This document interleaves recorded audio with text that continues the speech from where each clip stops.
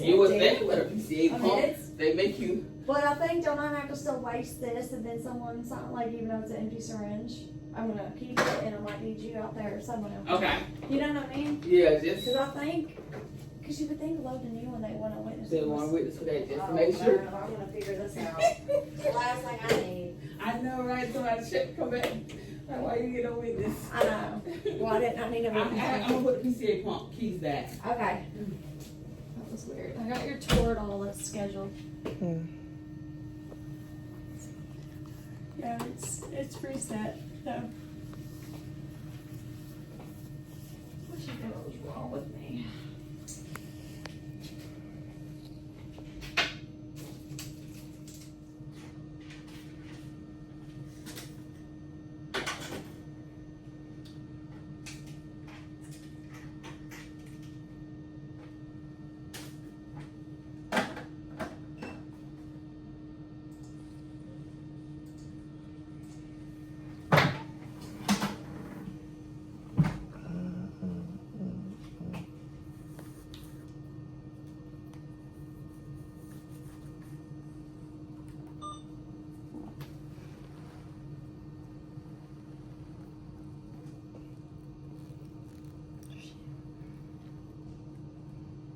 I even put that on too.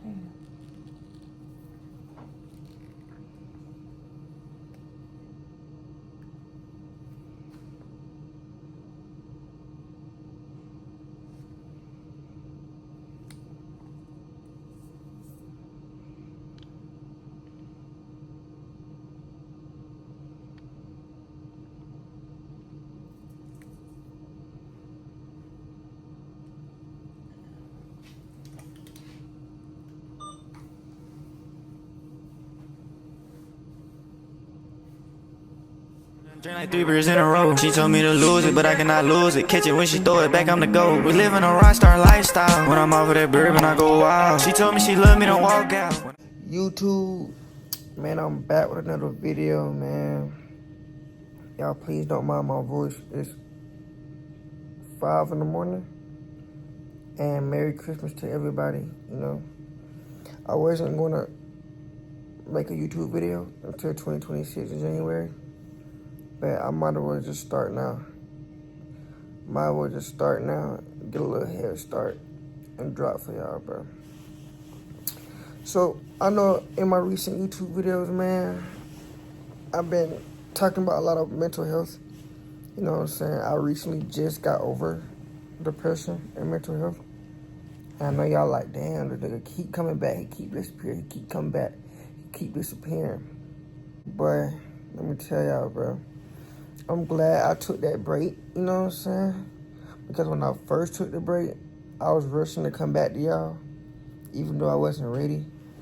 But now I truly feel like I'm ready. You know what I'm saying? Because it's 2026, I got stuff to do and goals to complete. You feel me? And it's just a lot that has happened, bro. Like, 2025 was like one of the worst years. And I'm just so glad that all this is about to end. This was the worst year for me with sickle cell and everything. And I recently, like, took a break from social media. I took a break from TikTok. And I took a break from YouTube. Because I need to just talk to God and ask him, like, is this something I still need to do? You know what I'm saying? Because it got to the point where my anxiety was getting so bad to, like, when I post videos, I felt like it looked like I was screaming for help. I felt like whenever I post a YouTube video, it felt like I was screaming for help. And then just, I didn't want that look on me. And then it just dawned on me that me spreading sickle cell awareness, that's really probably my calling. You know what I'm saying? I kept trying to run from it and do all this type of stuff when really that's like really my calling. I done got a little supporter base to support me, you know what I'm saying? And during my little break, it was a lot of people texting me paragraphs and telling me to keep my head up, it's gonna be okay. And I didn't really respond to a whole lot of people. But I did read like every message, like literally, I read every message. Cause some paragraphs was too long to respond to. Cause usually I won't see these messages until I wake up. And I'm just reading them, bro. And so I just wanna really get back on track with my goals. And 2025, I guess you can say, was a factory reset. And I feel like 2026 is, we gotta get shit done. You know, like, I thought I was gonna come to 2025 with a better mindset, but unfortunately, that didn't go how I had wanted it to. But I really feel like this was the worst Christmas ever, even though it just started. But I do feel like this was the worst Christmas ever. And I'm gonna really fill y'all on why I think this is like one of my worst Christmases ever. So, I'll be right back. I'll be right back. Fuck it. Alright, man, we back. But yeah, back to what I was saying, bro. I really feel like this gotta be like the worst Christmas ever, because I feel like this Christmas is like one of the worst Christmases ever, bro, because it's just like everything just went wrong. And I'm finna give y'all these time events on what happened. So basically, my brother, he worked over the road. Like, he always work over the road. And every time he come home, after a couple of months, we had like this little celebration, little get together and whatever. So when he came home, everybody got together, you know what I'm saying? Everybody did whoop-whoop, everybody did whoop-whoop. And so on and so on. And so, bro, the next day, I don't even think I had hunger, bro, that when he first came home. But I know the next day, he called me like, where you at? And I was like, I'm at the crib, cause I thought he was gonna run it back in 2K. Cause I had lost, I was trying to run it back in 2K. So he was like, he was finna come get me. Man, I walked outside, bro. And my shoulder get hurt. Like, all right here to get hurt.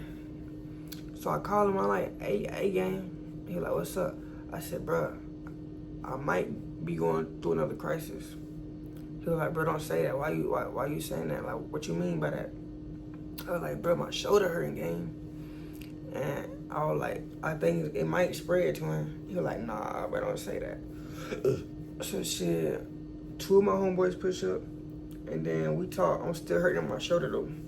And by the time he pushed up, I get in the car. And when I get in the car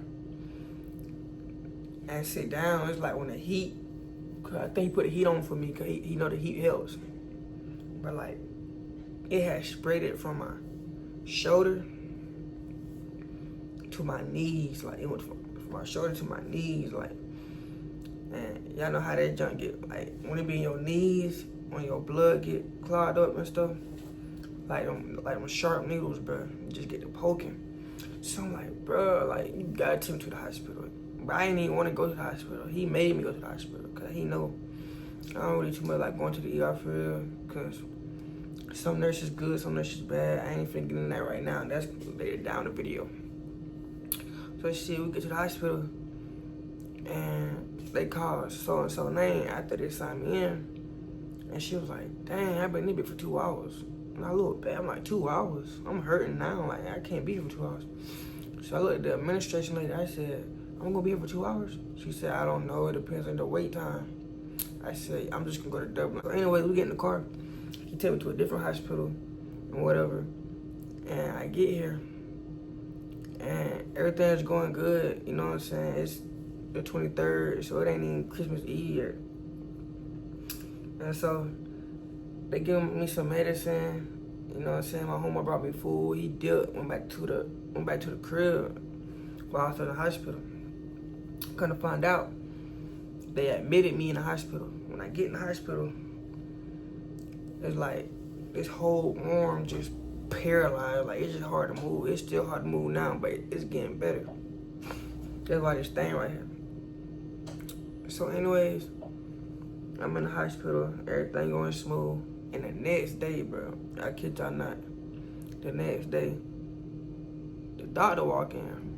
And this doctor, she just be overly doing too much when it comes to like,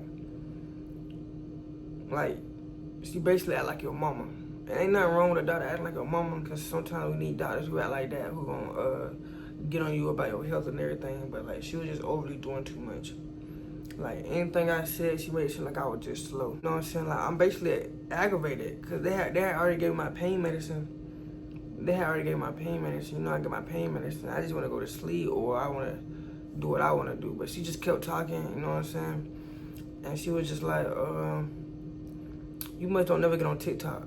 Just to make me sound slow or something. She was like, you must never get on TikTok. And I was like, what you mean? She was like, you don't never just get on TikTok and type in your sickle cell? Or you don't go on TikTok and just type in sickle cell or whatever? And I told her straight up, like, not to be rude or nothing like that, but if you get on TikTok and type in sickle cell, you gonna see me 9 times out of 10. And she was like, oh, really? I was like, yeah. And she was just like, so what do you do? I'm like, I'm an influencer. She was like, shame on you. She said, she African. She said, shame on you. You're not a good influencer. Like, you a bad influencer. And I was like, what are you talking about? She was like, you don't help people. You don't show people how to overcome their sickle cell. I said, man, I'm not a doctor or a nurse. I show people what goes on behind the scenes of sickle cell and what happens during sickle cell. I don't show people how to get over sickle cell. That's what y'all are here for. She was like, nah, shame on you. You're a bad influencer. Who would want to watch you and da-da-da. You know what I'm saying? It's not like the first time like doctors have ever, like, you know what I'm saying? She's not the first doctor, and she probably not gonna be the last doctor to approach me about anything that she just seen on the internet about me. Cause there's been plenty of times, even when I have working, doctors have approached me and was like, you that dude that be on TikTok, you need to stop doing that. Cause it look like you're not in pain for real, you probably faking, da-da-da-da-da. But I know for a fact I'm doing it for my people, I'm doing it for y'all. Not just me, but I'm doing it for people who don't know about it, or people who can't speak out, you know what I'm saying? So I'll be the voice for y'all, or the voice for them, or whatever. So then, bro, she just looked at me and was like, if ain't nothing wrong with your ribs, I'm discharging you from the hospital. And I'm like, ma'am, with all due respect, of course ain't nothing wrong with my ribs. I'm in a crisis, ain't nothing wrong with my ribs. She's like, if ain't nothing wrong with it, I'm discharging you. I'm like, what the fuck? Keep in mind, I just got here. And I went to the hospital, now it's the next morning, you know what I'm saying? So like, I've only been to this hospital like 7 hours. I go get an x-ray and whatever, they will refuse me to give me medicine and all types of shit. Hold on, let me back up. I go to the hospital, I go get my x-ray, you know, whatever. And then they finally take me back to my room. And then I had started hurting like really bad again in my arm. Remember I told y'all my arm was kind of like not being able to move how I wanted to move, and I couldn't move how I wanted to move. So I'm calling for pain meds. She coming in there. This is a different nurse, by the way. This other nurse. She was refusing to give me pain meds. She was refusing me, like, she was like, no, you're not getting no meds, because the doctor want to see how your x-ray do to see if we gonna give you any more. And then she was like, plus your IV not even working no more. So we're gonna have to do a whole nother IV. So I'm just sitting here just crying, bro. Just sitting here in pain, like wondering when they gonna get my x-ray, wondering when I'm gonna get some more medicine. Finally, after 4 hours, the same nurse came in here and she was just like, we got your discharge papers. I said, what? She like, we got your discharge papers right here. I like, discharge? I like, I just got here, man. I'm like, and I'm in pain. Why y'all trying to get me out of the hospital? She was like, well, the doctor said that she's ain't nothing wrong with your ribs. You can leave. And I'm like, it's not, what is y'all talking about ribs for? I'm in a crisis, sickle cell. Like, of course ain't nothing wrong with my ribs. I guess she's talking about liver, but of course ain't nothing wrong with my liver and shit like that. I'm just in pain crisis. So anyways, I told the lady straight up, I said, I'm not leaving. I said, I'm not leaving until I manage my pain. I cannot keep me out of this hospital until I get my pain managed or whatever. And I told her she can go get the other lady, the doctor. I said, you can go get the doctor. I'm not leaving until I talk to somebody. So she leaves or whatever. I'm still in pain. I'm calling everybody. I'm calling my dad. I'm calling the bros. Nobody want to pick up the phone. So it's like the only people I had that was on my phone was 2 of my sickle cell friends, Lex and Zay. So boom, they come back in there. So boom, after another hour, she come back in there. She was like, I finna take out your IV. Keep in mind, y'all, when I'm blowed or mad, do not touch me, bro. That's like one of my biggest pet peeves. Like, when I'm blowed or mad, 38 hot, you cannot touch me, damn. So she was like, give me your IV. I'm like, nah, I'm gonna take it out myself. She was like, no, don't do that. I said, you're not finna touch me, bro. I already told you, like, I'm in pain. You can go get somebody. So I snatched the IV out myself. I took that bitch out myself. And she was like, that's why I don't want you to do it. I had started bleeding that. She said, that's why I don't want you to do that. So anyways, I'm like, man, if ain't nobody finna help me, thank God my homegirl Lex and my homeboy Zay, they were like, go back to the ER, bro. They can't do that. You can go back to the ER or whatever, and they'll just put you in a different floor. So I got my thing, the discharge papers and everything. Go to the elevator. I go down to the first floor, and they were like, you gotta go back up to the 4th floor to get your papers, so you can get discharged, so you can go to the ER. So I did all that or whatever, and I went back to the ER, and they were just like, all right, we can see that you're really in pain, and we're gonna have to put you in the hospital, but we're gonna put you on a different floor. And that's when they put me on the 6th floor, where I'm at now. Now I'm on the 6th floor, gang. And couldn't find out my temperature was like 108 degrees, and my pain was like really, really bad. So they put me on a pump or whatever. But I just say this, bro, like, if you ever have any problems with your sickle cell crisis, or you having problems with your doctor, bro, you got a voice, you can use it. You are an advocate. Use your voice, bro. These folks, only you know your pain. Only you know your pain. These folks can't get mad or try to kick you out of the hospital, bro. Like, speak up for yourself. Like, that's your pain. At the end of the day, you gotta deal with your pain, not them. Drink like 3 beers in a row. She told me to lose it, but I cannot lose it. Catch it when she throw it back, I'm the GOAT. We living a rockstar lifestyle. When I'm off of that bourbon, I go wild. She told me she love me, don't walk out.